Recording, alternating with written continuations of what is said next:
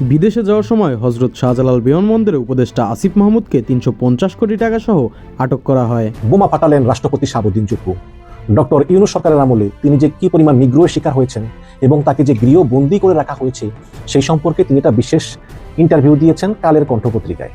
এবং তিনি ছিলেন এই পৃথিবীর সম্ভবত প্রথম রাষ্ট্রপতি হয়েও গৃহবন্দী রাষ্ট্রপতি। এই সাক্ষাৎকারটি আসলে ইউনূসের জন্য একটা খুবই গুরুত্বপূর্ণ ইঙ্গিতবাহী সাক্ষাৎকার, যার মাধ্যমে এই বার্তা পরিষ্কার করে দিয়ে দেওয়া হলো যে শুধুমাত্র যে ইউনূস প্রেসিডেন্ট হওয়ার যোগ্য ব্যক্তি নন বাংলাদেশে তাই নয়, প্রয়োজনে সময় এলে তার বিরুদ্ধে সংবিধান লঙ্ঘনের ষড়যন্ত্রের দায়ে রাষ্ট্রদ্রোহিতার অভিযোগে বিচার কাজও পরিচালনা করা সম্ভব।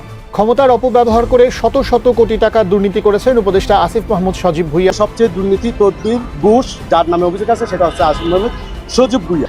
দেশ ছেড়ে পালাতে গিয়ে বিমানবন্দরে ৩৫০ কোটি টাকা সহ গ্রেফতার সমন্বয়ক আসিফ মাহমুদ। হযরত শাহজালাল আন্তর্জাতিক বিমানবন্দরে এক চাঞ্চল্যকর ঘটনা ঘটেছে। বৈষম্য বিরোধী ছাত্র আন্দোলনের অন্যতম সমন্বয়ক এবং অন্তর্বর্তীকালীন সরকারের সাবেক উপদেষ্টা আসিফ মাহমুদ সজীব ভুইয়াকে গ্রেফতার করা হয়েছে। ইউনূসের বাধ্য হয়ে দেওয়া এক নির্বাচনে ক্ষমতার হাত বদল হওয়ায় শাহাবুদ্দিন আহমদ চুপ্পু যে কিছু কথা অন্তত বলতে পেরেছেন তার প্রমাণ রয়েছে এই সাক্ষাৎকারে। ইউনূস যে রাষ্ট্রদ্রোহের অপরাধে অপরাধী, এই সাক্ষাৎকারের লাইনে লাইনে তার প্রমাণ রয়েছেন। রাষ্ট্রপতি নিজেই সেটা স্বীকার করেছেন। আসসালামু আলাইকুম দর্শক, সিগন্যাল বিডি চ্যানেলের নতুন একটি গুরুত্বপূর্ণ নিউজ ভিডিও নিয়ে আপনাদের মাঝে হাজির হলাম। প্রিয় দর্শক, বাংলাদেশের বর্তমান রাজনৈতিক প্রেক্ষাপট নিয়ে ইতিমধ্যে অনেকগুলো ভিডিওর অংশবিশেষ আপনারা দেখেছেন এবং আশা করি দেখেই বুঝতে পেরেছেন আজকের ভিডিওটি কতটি গুরুত্বপূর্ণ এবং আকর্ষণীয় হতে চলেছে। প্রিয় দর্শক, ডক্টর ইউনূস যে কত বড় দেশদ্রোহী এবং কত বড় জালিয়াত তা ইতিমধ্যে হয়তো ভিডিওর অংশবিশেষ দেখে বুঝতে পেরেছেন। তিনি আমাদের রাষ্ট্রপতি শাহাবুদ্দিন চুপ্পুকে গৃহবন্দী হিসেবে আমাদের দেশে রেখে দিয়েছিল।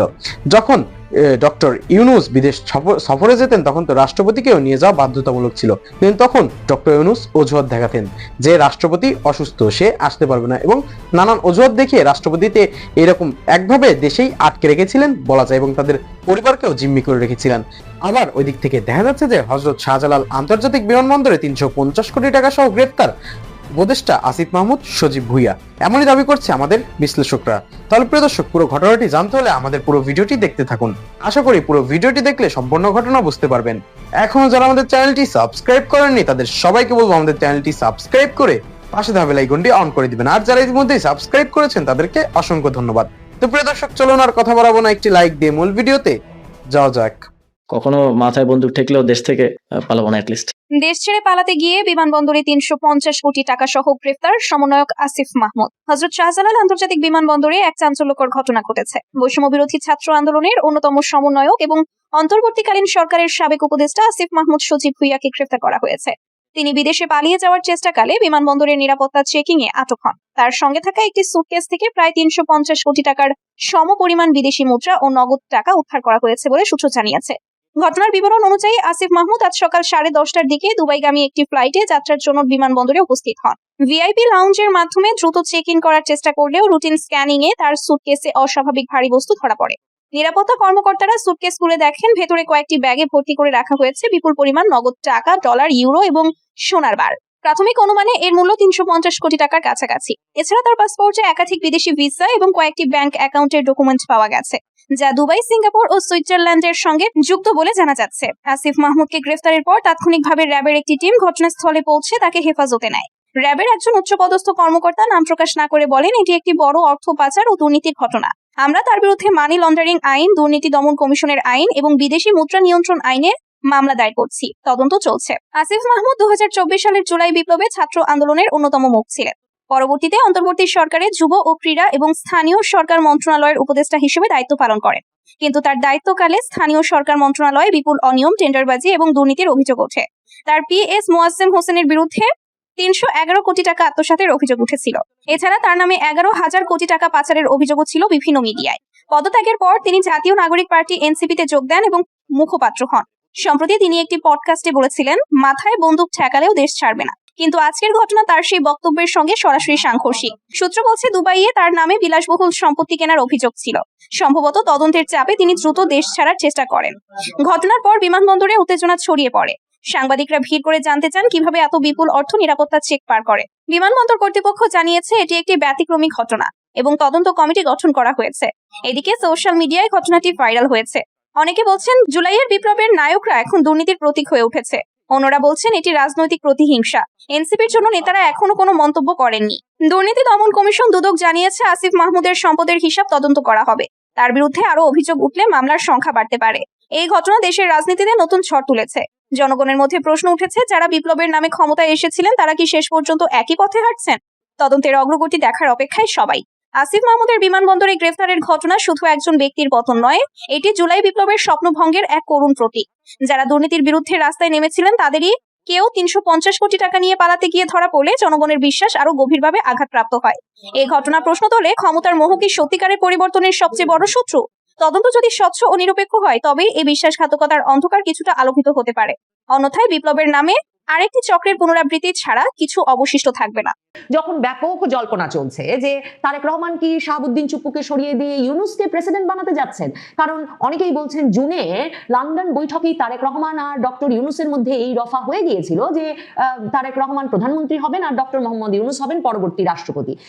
রাষ্ট্রপতি শাহাবুদ্দিন চুপ্পু নির্বাচনের তফসিল ঘোষণার পরদিনই কিন্তু রয়টার্সকে সাক্ষাৎকার দিয়ে বলে রেখেছেন যে তিনি নির্বাচনের পরপর পদত্যাগ করতে প্রস্তুত, বিশেষ করে যেভাবে অন্তর্বর্তীকালীন সরকার তাকে অপমান করেছে তারপর তিনি আর এই দায়িত্ব পালন করে যেতে চান না। এই পরিস্থিতিতে রাষ্ট্রপতি যে এমন একটা সময়ে বঙ্গভবনে বসে এমন একটা বিস্তারিত সাক্ষাৎকার দিলেন যেখানে সরাসরি ভাবে তিনি ডক্টর মোহাম্মদ ইউনূসকে সংবিধান লঙ্ঘনের ষড়যন্ত্রের দায়ে দোষী সাব্যস্ত করলেন, প্রমাণ সহ ঘটনাক্রম সহ, এরপর ধারণা করা যেতেই পারে যে তারেক রহমানের পরামর্শ ছাড়া, বিএনপির পরামর্শ ছাড়া তার আরেক যে শুভাকাঙ্ক্ষী পক্ষ রাষ্ট্রপতির সশস্ত্র বাহিনী, 3 বাহিনী প্রধানের পরামর্শ ছাড়া একরকমের এই সাক্ষাৎকারটি অসম্ভব।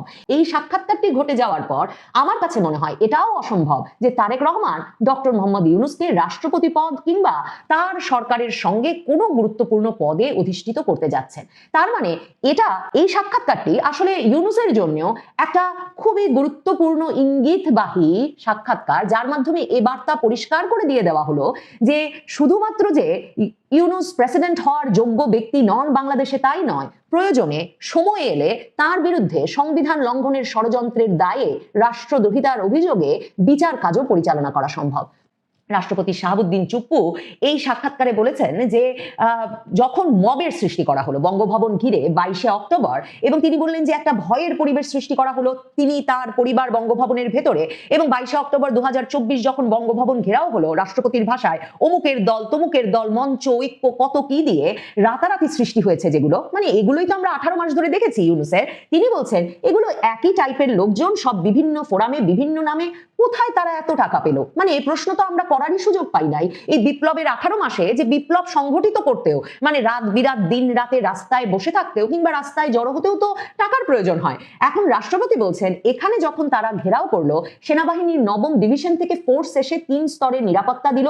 রাষ্ট্রপতি এখানে যেটা তথ্য দিচ্ছেন যে 22শে অক্টোবর এদের পরিকল্পনা ছিল গণভবনের মতো বঙ্গভবনও এরা লুট করতে চেয়েছিল। এই যে আমি আপনাদেরকে বারবার বলি যে এদের পরিকল্পনাটা ছিল যে বঙ্গভবন থেকে প্রয়োজনে রাষ্ট্রপতি শাহাবুদ্দিন চুপ্পুকে বের করে এনে একটা রাজপথে বিচার করে দরকার হলে ফাঁসি দিয়ে দেওয়া এবং সংবিধানের কবর রচনা করা, এবং সশস্ত্র বাহিনীকে যে রাষ্ট্রপতি শাহাবুদ্দিন চুপ্পুর পাশে থাকতে হয়েছে তার কারণ রাষ্ট্রপতিকে দিয়ে শুরু, এরপর ওয়াকারনা হাসনাত স্লোগান দিতে দিতে এদের পরিকল্পনাটা হচ্ছে এরা ক্যান্টনমেন্টে ঢুকে পড়ে ক্যান্টনমেন্ট থেকেও সেনা কর্মকর্তাদের, সেনাপ্রধানকে বের করে এনে প্রয়োজনে রাজপথে বিচার করে সেনাবাহিনীরও দখল এই বিপ্লবী বাহিনী তাদের হাতে নিয়ে নিতে চায় সংবিধানকে কবর দিয়ে।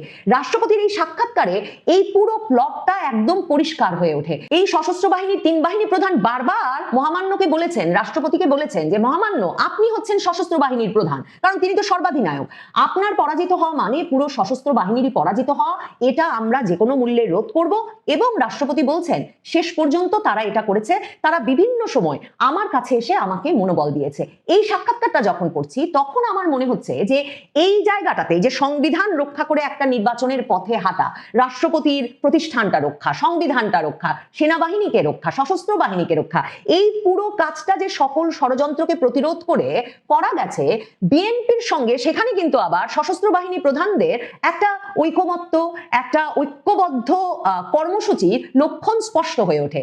তারেক রহমান সশস্ত্র বাহিনীর এই 3 প্রধানকে যদি এখন আপাতত তাদের দায়িত্বে রেখে দেন, মানে তাদের অবসর পর্যন্ত এই পূর্ণ মেয়াদ দায়িত্ব পালন করতে দেন, তাহলে নিশ্চিতভাবেই বোধ করতে হবে যে বড় ধরনের তিনি যতই রদবদল করুন না কেন 3 বাহিনীতে, এই যে 3 বাহিনী প্রধানকে রেখে দিচ্ছেন তার একটা বড় কারণ হবে এই যে এরা এই 18 মাস ধরে বিএনপি যেই রাজনৈতিক অবস্থানে সোচ্চার ছিল সাংবিধানিক ধারাবাহিকতা রক্ষা, এই 3 বাহিনী প্রধান মিলে এই সাংবিধানিক ধারাবাহিকতা রক্ষা করতে রাষ্ট্রপতিকে রক্ষা করেছেন এবং দেশের মূল প্রতিষ্ঠানগুলোকে এক রকমের রক্ষা করে গেছেন। 3 বাহিনী প্রধান এমনকি অন্তর্বর্তীকালীন সরকারের প্রধান উপদেষ্টাকে গিয়েও বলে আসেন যে তারা কোনোভাবে কোনো অসাংবিধানিক কাজ হতে দেবেন না এবং রাষ্ট্রপতিকে এই অসাংবিধানিকভাবে অপসারণ করতে দেবেন না। এরপর অন্তর্বর্তীকালীন সরকার ওই ষড়যন্ত্র নিয়ে হাজির হয় যে রাজনৈতিক দলগুলো নিজেদের মধ্যে আলাপ আলোচনা করুক, সংখ্যাগরিষ্ঠ দল একমত হলে রাষ্ট্রপতিকে অপসারণ করা হবে।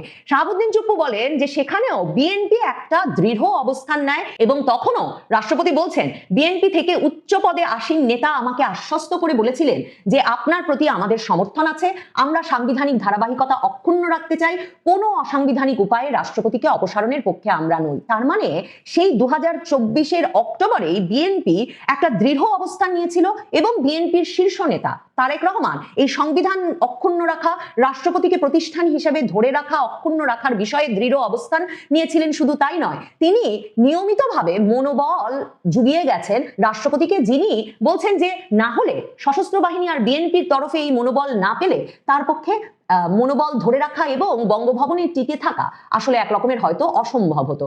রাষ্ট্রপতি বলেন পুরো ষড়যন্ত্রটাই ছিল তাকে একরকম অন্ধকারের মধ্যে ফেলে রাখার, যাতে জনগণ তাকে জানতে বা চিনতে না পারে এবং তাকে যে কোনো উপায়ে সরিয়ে দিয়ে একটা অসাংবিধানিক প্রক্রিয়া সৃষ্টির মাধ্যমে বাংলাদেশের শান্তি শৃঙ্খলা চিরতরে ধ্বংস করে দেওয়ার। প্রধানমন্ত্রী তারেক রহমান এবং রাষ্ট্রপতি শাহাবুদ্দিন চুপ্পুর মধ্যকার সম্পর্কটা 2024-এর পট পরিবর্তনের পর থেকেই কর্ডিয়াল, সৌহার্দ্যপূর্ণ বা মধুর, সেটাই আমার কাছে এই সাক্ষাৎকার থেকে পাওয়া সবচেয়ে চাঞ্চল্যকর তথ্য বটে। কালের কণ্ঠে দেওয়া সাক্ষাৎকারে রাষ্ট্রপতি শাহাবুদ্দিন আহমেদ চুপ্পু যা বলেছেন তা পড়লে একটি স্বাধীন দেশের সাংবিধানিক রাষ্ট্রপতিকে কিভাবে অসহায় করে তোলা হয়েছিল তার স্পষ্ট চিত্র পাওয়া যায়। কেমন আছেন প্রশ্নের জবাবে তিনি বলেছেন সপ্তাহখানেক ধরে ভালো আছি, তার মানে নির্বাচনের পর থেকে তিনি ভালো আছেন সেটা তিনি বলছেন। অথবা ডক্টর ইউনূস চলে যাওয়ার পরে, ডক্টর ইউনূসের সরকারের পদত্যাগের পর তিনি ভালো আছেন। এই একটি বাক্যে ইউনূস সরকারের 1.5 বছর বা 18 মাসের শাসনামলে তার অবস্থার মর্মান্তিক চিত্র ফুটে ওঠে। তার আগে ভালো ছিলেন না, এর পেছনের কারণ তিনি পরে বিস্তারিত ব্যাখ্যা করেছেন। রাষ্ট্রপতি স্পষ্ট করেছেন যে অন্তর্বর্তী সরকারের 1.5 বছরে বা 18 মাসে তিনি কোনো আলোচনায় নেই, অথচ আমাকে নিয়ে চলে নানা চক্রান্ত। দেশের শান্তি শৃঙ্খলা চিরতরে ধ্বংস করার এবং সাংবিধানিক শূন্যতা সৃষ্টি করার অনেক পায়তারা হয়েছে বলে তিনি দাবি করেন, কিন্তু তার দৃঢ়চিত্ত থাকার কারণে কোনো ষড়যন্ত্রই সফল হয়নি।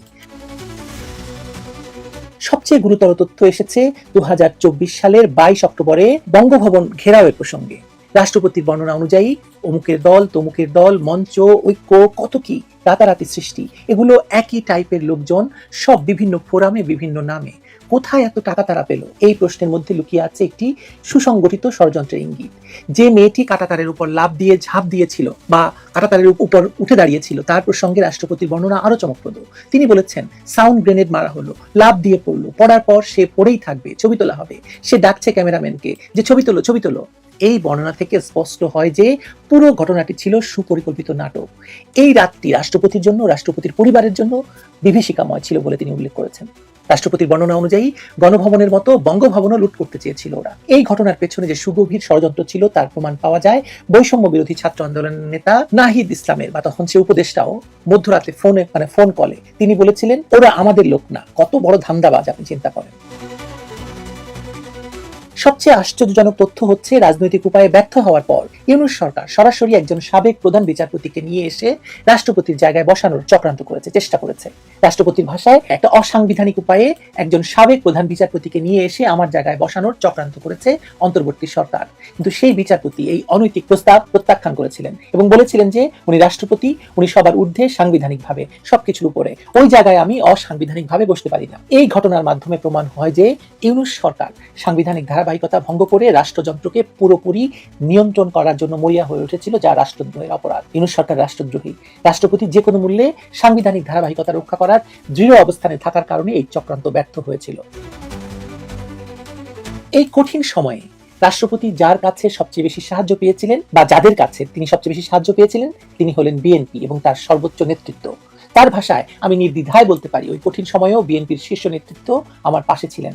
তারেক রহমান সম্পর্কে তিনি বলেছেন, বিশেষ করে বিএনপির চেয়ারম্যান তারেক রহমানকে ঘিরে আমার মনের মধ্যে অনেক কৌতূহল জমা ছিল, কিন্তু আমি পর্যায়ক্রমে বুঝতে পারলাম তিনি খুবই আন্তরিকতাপূর্ণ মানুষ। রাষ্ট্রপতি অপসারণের ষড়যন্ত্রে বিএনপি এবং তাদের জোটের বিরোধিতার কারণেই সরকার শেষ পর্যন্ত পিছু হটতে বাধ্য হয়েছিল। রাষ্ট্রপতির কথায় উদ্যোগটা ব্যর্থ হলো বিএনপি ও তাদের জোটের কারণে। একটা বৃহত্তর রাজনৈতিক দল যে স্ট্যান্ডটা নিয়েছে সেটাকে ইউনূস সরকার সমর্থন করতে বা মেনে নিতে বাধ্য হলো। আরো বিস্ময়কর বিষয় হচ্ছে, যে ব্যক্তি রাষ্ট্রপতির উদ্যোগেই প্রধান উপদেষ্টা হয়েছিলেন, মানে শাহাবুদ্দিন চুপ্পুর উদ্যোগেই যিনি প্রধান উপদেষ্টা হয়েছিলেন, সেই ডক্টর ইউনূস পরবর্তী সময়ে রাষ্ট্রপতিকে সম্পূর্ণ আড়ালে রাখার চেষ্টা করেছেন। রাষ্ট্রপতি ভাষায় প্রধান উপদেষ্টা সংবিধানের কোনো বিধান মেনে চলেননি, তার মানে তিনি রাষ্ট্রদ্রোহী, তাই তো? তিনি 14 থেকে 15 বার বিদেশ সফরে গেছেন, কিন্তু একবারও রাষ্ট্রপতিকে অবহিত করেননি। রাষ্ট্রপতিকে বিদেশ সফরে যেতে না দেওয়ার ঘটনা আরো চমকপ্রদ। কসোভো এবং কাতারের আমন্ত্রণ প্রত্যাখ্যানের জন্য পররাষ্ট্র মন্ত্রণালয় রাষ্ট্রপতির নামে মিথ্যা চিঠি তৈরি করেছিল। এমনকি সারা পৃথিবীর সব হাইকমিশন থেকে রাতারাতি রাষ্ট্রপতির ছবি নামিয়ে দেওয়া হয়েছিল। আবারও রাষ্ট্রদ্রোহ। ঢাকা রিপোর্টার্স ইউনিটির নেতাদের সাথে সাধারণ সৌজন্য সাক্ষাতের প্রতিক্রিয়ায়, মানে রাষ্ট্রপতি দেখা করেছিলেন ঢাকা রিপোর্টার্স ইউনিটির নেতাদের সঙ্গে, ইউনূস সরকার রাষ্ট্রপতির পুরো প্রেস উইং প্রত্যাহার করে নিয়েছে এবং এর পিছনে কাজ করেছে কে? ইউনূস সরকারের প্রেস উইং, এই ডাস্টবিন শফিক এবং আরো যারা আছে তারা। কেন সাংবাদিকরা গিয়েছিল, কিভাবে গিয়েছিল, খোঁজ খবর করা এবং এই রাষ্ট্রপতির প্রেস উইংকে পুরোপুরি সরিয়ে ফেলা। 3 জন প্রেস সেক্রেটারি এবং 2 জন 30 বছরের অভিজ্ঞ ফটোগ্রাফার পর্যন্ত সরিয়ে দেওয়া হয়েছে। এর ফলে রাষ্ট্রপতি কোনো প্রেস রিলিজ দিতে পারতেন না, এমনকি বাংলাদেশ ক্রিকেট টিম জিতলে অভিনন্দনও জানাতে পারতেন না বলে তিনি জানিয়েছেন। জাতীয় দিবসগুলোতে রাষ্ট্রীয় ক্রোড়পত্রে রাষ্ট্রপতির ছবি এবং বাণী দেওয়া বন্ধ করে দেওয়া হয়েছিল। রাষ্ট্রপতি নিজে ক্যাবিনেট সেক্রেটারি, প্রিন্সিপাল সেক্রেটারি এবং এস্টাবলিশমেন্ট সেক্রেটারিকে বারবার ফোন করেছেন, কিন্তু কেউই পাত্তা দেয়নি। রাষ্ট্রদ্রোহ। এই সংকটময় পরিস্থিতিতে 3 বাহিনীর প্রধানরা রাষ্ট্রপতির পক্ষে অবিচল থেকেছেন। তাদের স্পষ্ট বার্তা ছিল, মহামান্য, আপনি হচ্ছেন সশস্ত্র বাহিনীর প্রধান, আপনার পরাজিত হওয়া মানে পুরো সশস্ত্র বাহিনীর পরাজিত হওয়া, এটা আমরা যে কোনো মূল্যে রোধ করব। অন্তর্বর্তী সরকার যখন আরো একবার রাষ্ট্রপতিকে অপসারণের চেষ্টা করেছিল, তখনও 3 বাহিনীর প্রধানরা প্রধান উপদেষ্টাকে জানিয়ে দিয়েছিলেন যে কোনো অসাংবিধানিক কর্মকাণ্ড তারা হতে দেবেন না। রাষ্ট্রপতির বক্তব্য অনুযায়ী কূটনৈতিক মহল থেকেও তাকে অপসারণ করার বিষয়ে নেতিবাচক অবস্থান ছিল। তারা চায়নি যে রাষ্ট্রপতি অসাংবিধানিক এবং বেআইনিভাবে অপসারিত হন। এটাও একটি বড় শক্তি ছিল যা ইউনূস সরকারের অপকৌশল ব্যর্থ করতে সাহায্য করেছে। তার মানে কত বড় বিপদ থেকে রাষ্ট্রকে রক্ষা করা হয়েছে এবং কত বড় বিপদ থেকে রাষ্ট্রপতি শাহাবুদ্দিন চুপ্পু বাংলাদেশকে রক্ষা করেছেন তার প্রমাণ তো আমরা দেখতে পাচ্ছি। প্রশ্ন হলো এরপর কি? তারেক রহমানের নেতৃত্বে বিএনপি সরকার গঠনের পর রাষ্ট্রপতির এই সাক্ষাৎকার অত্যন্ত তাৎপর্যপূর্ণ। 1.5 বছর ধরে যে নীরবতা তিনি পালন করতে বাধ্য হয়েছিলেন, সেই নীরবতা ভেঙে এখন তিনি সত্য প্রকাশ করতে পারছেন, কিন্তু এখনো তিনি সবকিছু বলতে পারছেন বলে মনে করার কোনো কারণ নেই। ইউনূস সরকারের অপকৌশল এবং চক্রান্তের আরো গভীরতা রয়েছে, যা হয়তো ধীরে ধীরে প্রকাশ পাবে। রাষ্ট্রপতি মুখ খুলেছেন, কিন্তু এখনো সবটা তিনি বলতে পেরেছেন বলে মনে করার কোনো কারণ নেই। এই তো 21-এর প্রথম প্রহরে হাত বদল হওয়া ক্ষমতার প্রধানমন্ত্রী তারেক রহমান রাষ্ট্রপতির সঙ্গে দেখা হবে ভেবে শহীদ মিনারে গিয়েছেন দেরি করে। এর পেছনে নিশ্চয়ই কোনো উদ্দেশ্য আছে। এটি নিছক নির্দোষ দেরি নয়। তার মানে রাষ্ট্রপতির উপর থেকে ফাঁদ বা রাষ্ট্রপতির উপর থেকে চাপ এখনো কমেনি, কাটেনি। তবে একটাই ভরসা যে এবার হয়তো তাকে খুন করা হবে না, যেমনটি ইউনূস চেষ্টা করেছিল। কিন্তু সেটাও বা বিশ্বাস করা যায় কিভাবে বলুন তো? বিচারপতি সায়েমের সামনে বন্দুক রেখে তাকে পদত্যাগে বাধ্য করার ঘটনা তো এই বঙ্গভবনেই ঘটেছিল, আর ঘটিয়েছিলেন তো বর্তমান প্রধানমন্ত্রীর পিতাই, বিএনপির প্রতিষ্ঠাতা রাষ্ট্রপতি জেনারেল জিয়াউর রহমান। তাই না? ইতিহাস ফিরে এসেছে। প্রিয় দর্শক, ইতিমধ্যে আপনারা আমাদের পুরো ভিডিওটি দেখেছেন। ভিডিওটি দেখে কি জানলেন এবং বুঝলেন? অবশ্যই আপনাদের মূল্যবান মতামতটা আমাদের কমেন্ট বক্সে জানাতে ভুলবেন না। এখনো যারা আমাদের চ্যানেলটি সাবস্ক্রাইব করেননি তাদের সবাইকে বলবো আমাদের চ্যানেলটি সাবস্ক্রাইব করে পাশে থাকা বেল আইকনটি অন করে দিবেন, এরকম নিত্য নতুন প্রতিদিন গরম গরম নিউজ আপডেট পেতে। ধন্যবাদ সবাইকে।